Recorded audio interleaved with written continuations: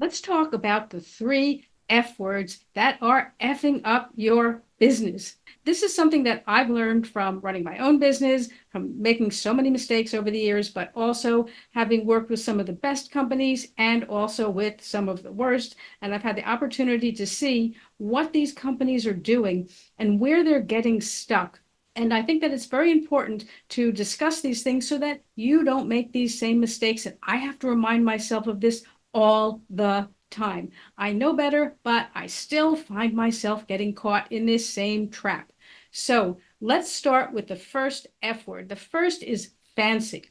What do I mean by fancy? Okay, so we look at what other people are doing and we think that whatever they're doing or what we perceive that they're doing is the minimum acceptable standard, not the ideal way of doing things, the ultimate way, but the minimal acceptable. If we can't turn out something at exactly that level, we shouldn't even try. Right now, a lot of what I'm working with people on are marketing type of things, but it could be other things as well. I look at that within our own business, and you look at what other people are doing and you think whatever you've put together on your side is just rubbish, and we cannot present this to anybody outside these four walls. And that's a huge mistake. And I'll tell you why. First of all, doesn't mean because someone else is doing it that that's suddenly the standard. You look at what someone else is doing and you assume that this is great. You don't know what it might be like sitting inside their company when everybody thinks that that thing that you think is so great. They're like, oh my God, I can't believe we're still using this brochure. I mean, really? This thing was bad when we first did it, and it hasn't gotten any better since.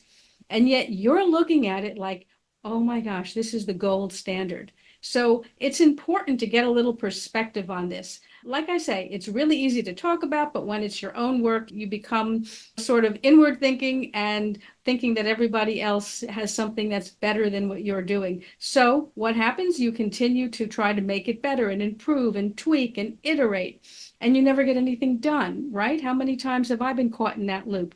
Trying to think, well, if we tweak the color, if we tweak the font, if we change the graphics, if we maybe we better just rewrite the whole thing, and nothing ever gets out the door. So, really, what you need to do in order to actually move the ball forward, and like I said, it's taken me a long time to learn this, is come up with something that's minimum viable.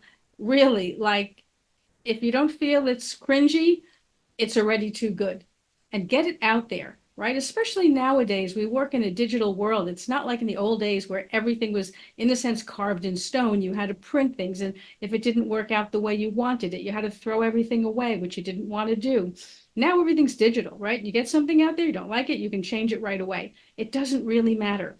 So the thing is, you get something out the door, regardless of what it is, and then you start to tweak and move forward. And everything that we have done within our business, when we eventually finally pulled the trigger on it and just said, we must get this off the desk and out into the world, turned out actually what we thought was awful, other people really liked. And some of the things that we thought needed tweaking, people really liked that bit, and stuff that we actually thought were good, people said, I'm not really feeling the vibe on that. And you're like, oh, that was the good part? That's the part we liked. So it's really important to get things out into the world, get feedback. Just because you don't like something doesn't mean that your target audience will not like it. Sometimes they will. And more often than not, the thing they don't like is something you never even thought of. So when you're looking to get something going, get going. Just get going. And like I said, I literally have to have a post-it note on my computer to remind me to get going, to get moving on something, not to keep trying to revise and perfect and make it better, because ultimately you never get anything done. And then it's worse than having gotten something out there that wasn't as good as you would have liked it to be. And over time, you fine tune, you tweak, and you start to see where you're going with it. Now, number two is free. Whoa, how many people and companies do we know who have a huge aversion to spending money, any money whatsoever, on anything, right? It has to be free. So if you have to pay any money for it, they definitely don't want to do that. They're caught up in this loop of saying, if I can't get it for free, I will keep trying to get it for free until I get it for free. no matter how much time I waste. Realistically, things cost money. And if you want to be in it to win it, you have to be able to put a little investment behind it. Now, I get it. A lot of times you're a startup, you're a small company, you don't have a huge amount of capital to put behind anything really. So you have to be doing a fair bit of bootstrapping. But the key is to get off that train as soon as possible, not to be taking tons of money and throwing it anywhere, spending money like mad. But the point is, if you get caught up just saying, I need to keep finding a free solution to this. And you spend all that time trying to find that free solution or negotiating and bargaining and trying to see how you can get something out of somebody. You're never going to get anywhere. That's what the people who stay small do. Because rather than spend even $100 on something, they'd rather spend 100 days trying to see how they could get that for free. So you want to be practical about something. And you want to sit there and say to yourself, if there's possibly a way that I could buy a tool or hire a person, not necessarily a full-time person, but even you take someone on as a part-time, a contractor, a freelancer, to be able to deal with some of this stuff, you'll be able to move the ball forward faster. I'm not suggesting that you go in and spend tons of money on things or that you start hiring people that you might ultimately not need, but test the waters in some way or another with a small investment rather than being that person, that company that is so caught up in trying to save money. They're trying to save their way to success. And that has never proven to be successful for anyone. So as soon as you can, see if you can find an affordable option rather than wasting hours or even days trying to do something for yourself or get it for free. Try and find someone or something that can make it easier for you. And oftentimes it enhances the outcome because you have more insights. You're working with other people, you're getting more insights into something, you're gaining from their experience. So really don't be that company or that person that that's caught in the free loop, so to speak. The third F word is fun. What do I mean by that? What do I mean by fun, right? There's a common sort of line of thinking that's been going around for way too long that says if you really are passionate about what you're doing, you won't really feel like you're working, right? Well, realistically, you will feel like you're working. You will. Because no matter how passionate you might feel about something, no matter how much you might enjoy doing something, the moment you have to do it, it becomes work and it isn't fun anymore. Just take anything that you enjoy doing as a hobby and try to turn that into a job and find out how fast you start to hate doing that thing. It's amazing how quickly something can turn into something you don't want to do when you have to do it. So, in fact, when people ask me about what they should do career-wise, younger people, they say, "Oh, I really love doing this, and maybe I should get it." I'm like, "Don't do that. Don't do that. If you have something you really enjoy doing, keep that as a hobby, as something you enjoy doing. Because the moment you turn that into a job and you have to do it, and you have to do it the way someone else wants you to do it at the time they want you to do it, it may not be as much fun as it used to be.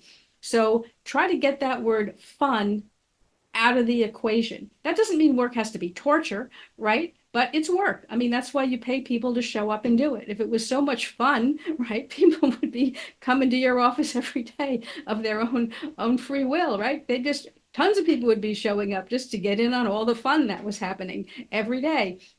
So I think it's very important for people to understand work is work and work can be satisfying, it can be rewarding, but it's work and sometimes it's hard. And work becomes fun when you start winning, right? Once you've done a lot of the hard work and you start to reap the success and the rewards, suddenly work becomes a lot more fun, right? But the thing is, you can't get to the good part unless you've actually gone through the hard part. You have to cross the river to get to the other side. And that only happens when you're actually willing to push through the pain, so to speak. I think anybody who's ever achieved anything in sports can probably relate to that. How brutal it can be in the beginning, right? How frustrating, how literally physically painful it is to try to build up in certain sports to be able to do certain things. It's only when you've gotten to a certain level that there's that sense of achievement and suddenly it feels more like fun.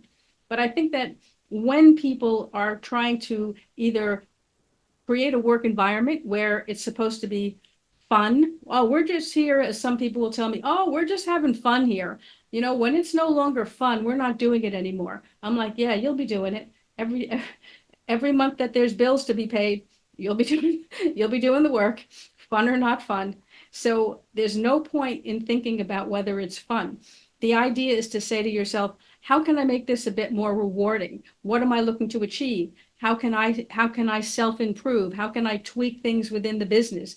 You know, it's the focusing on the improvement, on the achievement, rather than is this a party and we're all having a good time? And then everybody's disappointed because it's just not as fun as they thought it was going to be. And therefore, they must not be passionate about the company, the job, the industry.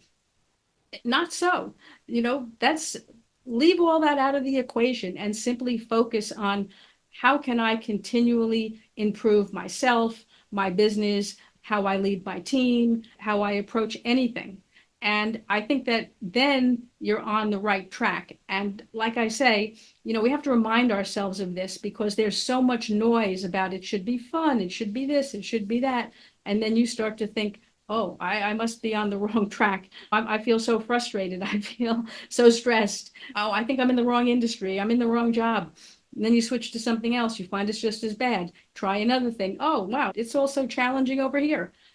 Again, it's just a matter of realizing the way things are and try to get away from sort of the glossy view of how things are supposed to be. So stop thinking about making it fun, making it fancy, and trying to get everything for free or some variation on those three F words, and just figure out what needs doing. What do we need to do? What's the simplest way that we can start doing it so that we can get going?